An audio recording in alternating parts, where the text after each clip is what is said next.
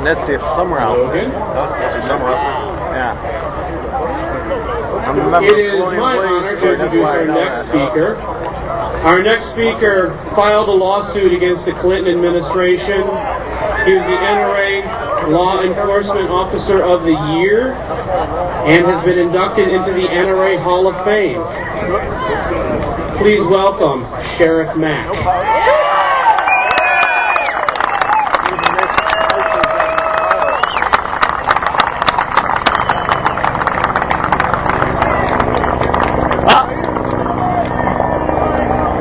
Dustin.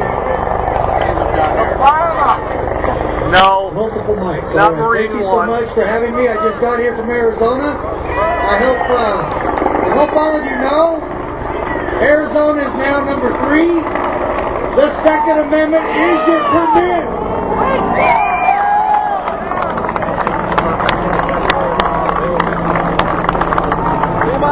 The rest of the country needs to follow suit. The Second Amendment means what it says. The right of the people to keep and bear arms shall not be helicoptered. Thank you very much. As you just heard, when I was sheriff in Arizona, I sued the Clinton administration on the issue of the Brady Bill. Where's that long way? And we stopped Brady Bills 2, 3, 4, and 5, and we declared the first one unconstitutional as well. So, you might have heard of another famous sheriff from Arizona, Sheriff Joe Arpaio.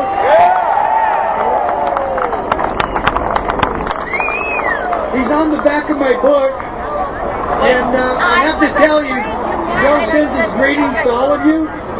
And I had a little argument with him, and I need to tell you what that was about. He wrote a book called The Toughest Sheriff in America. Yeah, let's wait till they get out of the way.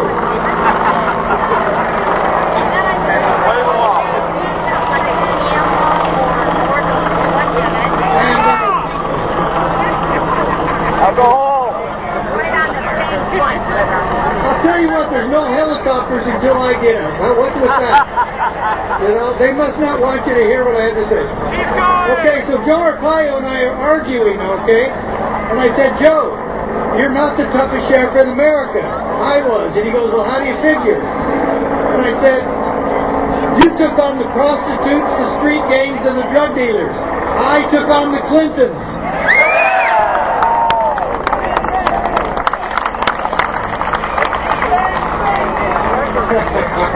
There's always somebody that says same difference. Yeah, right. That happens every time. Very good.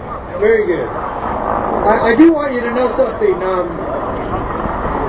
We sued on the issue of state sovereignty on the 10th Amendment. So all of these states now that are trying to sue to stop Obamacare, you don't have to. We already did it. Let me tell you what this case did. This case says that the federal government has no authority in your local areas, no jurisdiction. The President of the United States has no authority or jurisdictional constitutional power to tell your sheriff or your state to do anything.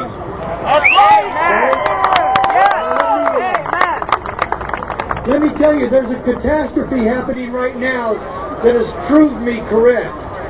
In my book, The County Sheriff, America's Last Hope, I have something in here that a lot of people have said is way too extreme and way too radical. I wish this was not true. I said, the greatest threat to our God-given constitutional American liberty is our own federal government. Now, let me remind 3 people from California that live here what they have done and what they have allowed. Pelosi. Nancy Pelosi, Dianne Feinstein, Barbara Boxer. The 3 of them have allowed the water to be turned off to the San Joaquin Valley, have destroyed 80,000 jobs, have destroyed farms in the agriculture, and have destroyed our food supply in this country. And I need to ask, Mr. Obama, why is it that California and sheriffs there and others have to fight you and your government to get their land and their farms working again? Why? Pelosi, Feinstein, and Boxer, why do you pretend that you are trying to take care of California and you have been part of destroying it? Why are you doing that? Now you know why. Now you know why I have said that our federal government is our greatest enemy. They just proved me correct. Now we've got to do something about it, and where do you do something about it? The answer is not here in this cesspool of corruption. The answer is in your states and your counties. And I have documented evidence and proof that the sheriff is the ultimate power in your county, and he is to protect you from the tyranny of Washington, D.C.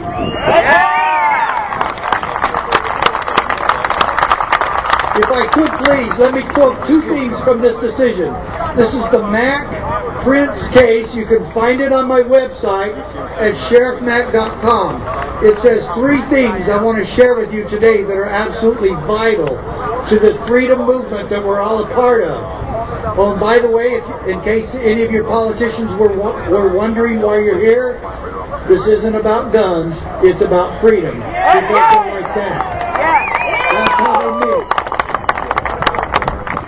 Free men and women have always kept their guns. Now, I'm going to give you one order here. Before I get into the body of this, I want you to remember I have never been in charge of you, and I'm not your sheriff, but I'm going to give you an order anyway. Don't you ever turn your weapons of self-defense over to your government.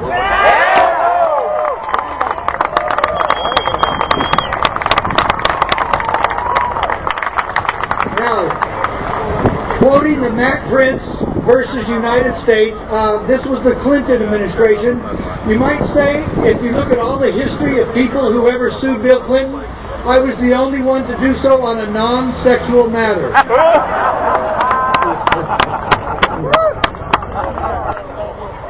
Thank God. Mack Prince case says this, but the Constitution protects us from our own best intentions. Don't you wish every politician knew and understood that? But the Constitution protects us from our own best intentions. Then it says, state legislatures are not subject to federal direction. Don't you wish your state legislature knew that? Yeah. And then finally, Justice Scalia tells the federal government, shaking his finger at Congress, and says, the federal government may neither issue directives requiring the states to address particular problems, nor command the state's officers or those of their political subdivisions to administer or enforce a federal regulatory program. Now, what comes to mind when I say a federal regulatory program? Obama socialized health care. They cannot force the states to take it. The states can opt out because we already sued on that. They cannot compel us to be participants in their socialistic schemes. Now let me tell you, back when I was a rookie cop, I made the huge mistake of actually reading the Constitution. Yeah, I know. And I actually became the original oath keeper. And I totally support the people who believe in the oath of office, because that is where we gave our word and that is where we swear allegiance. And the Founding Fathers actually put it in the Constitution that each of us must swear allegiance, not to the President, not to Washington, D.C., not to the Governor, but to the Constitution itself. Right?